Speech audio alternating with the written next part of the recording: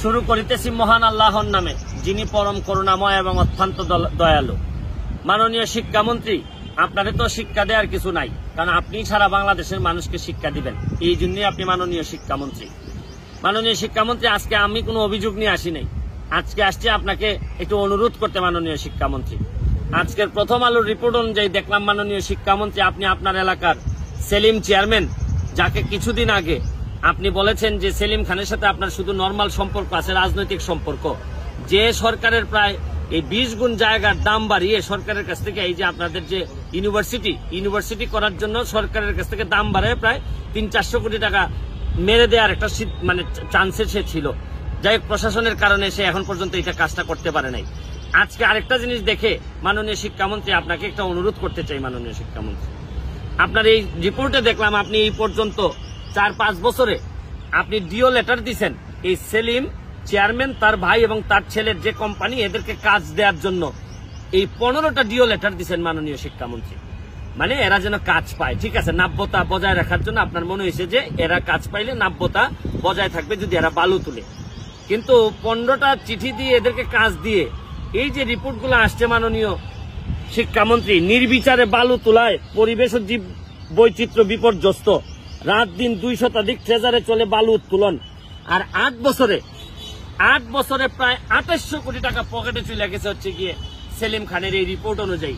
এবং যেভাবে এই বালু তোলার যে সুবিধাটা, এটা হচ্ছে গিয়ে নির্বিচারে বালু তুলবেন, আর সেলিম খান তো এত উপরে চলে গেছে, আমি তো ভাবছিলাম যে সেলিম খান ছোট্ট চেয়ারম্যান আপনার এলাকার, কিন্তু আপনার বদান্যতায় বা আপনার এই ছায়া থেকে এই সেলিম যে বহুদূর চলে গেছে। 2800 কোটি টাকা যদি তার পকেটে গিয়ে থাকে বালুর মারফতি, তাহলে এখন আমি আপনারে যে অনুরোধ করব যে সেলিম সাহেব একটা জিনিস বলেন যে, হে সেলিম, তোমারে 15টা ডিও দিছি, এখন আপাতত একটা রিকোয়েস্ট করতেছি সেলিম, একটা ডিও লেটার দিয়ে রিকোয়েস্ট করতেছি যে তুমি বালু নিছো, এখন চাঁদপুরটারে নিয়ে যাইও না। চাঁদপুরটারে তো ধ্বংসের দিকে নিয়ে যাচ্ছেন এই সেলিম খান এবং সেলিম খানের পরিবাররা। দেখেন, আপনি আশ্চর্য হবেন যে এই সেলিম খান 2800 কোটি টাকা যদি শুধু বালু থেকে বানাইতে পারে, আবার আপনি বলছেন যে সেলিম খান আওয়ামী লীগের লোক, এই জন্য আপনি যোগাযোগ রাখতেছেন।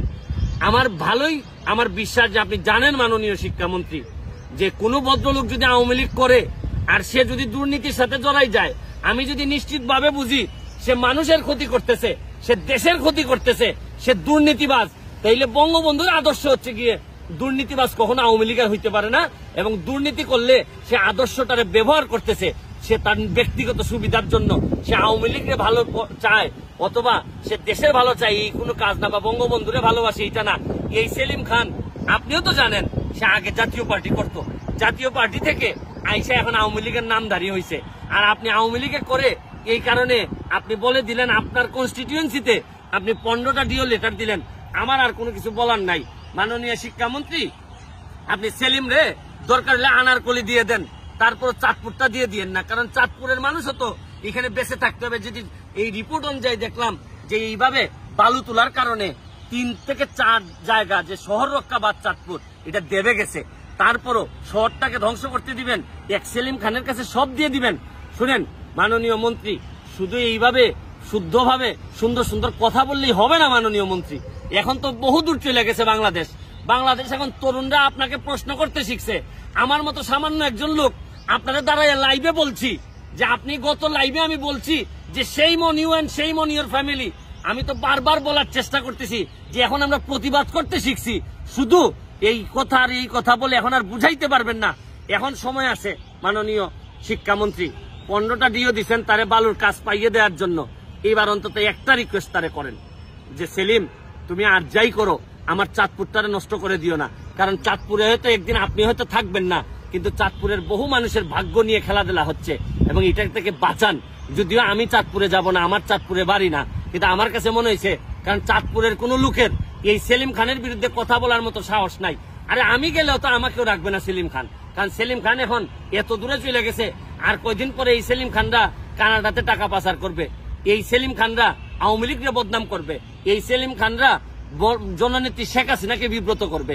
এই জন্যই বলি, আমাদের নেত্রীকে বিব্রত করার আগে আপনি একটু সংযত হয়ে তারে একটু কন্ট্রোল করার চেষ্টা করেন। তবে আমি জানি না যার পকেটে 2800 কোটি টাকা থাকে সে আপনার কথা কতটুকু শুনবে জানি না, তারপরে আপনার প্রতি আমার একটা অনুরোধ, যদি নাও শুনে তার মাথার উপর থেকে ছায়াটা সরান, নাইলে এই সেলিম একদিন আমাদের জন্য বিভীষিকাময় হয়ে উঠবে, পুরা দেশের জন্য। এভাবেই তো বহু সেলিম বাংলাদেশে এখন রাজত্ব করতেছে। ভালো থাকবেন।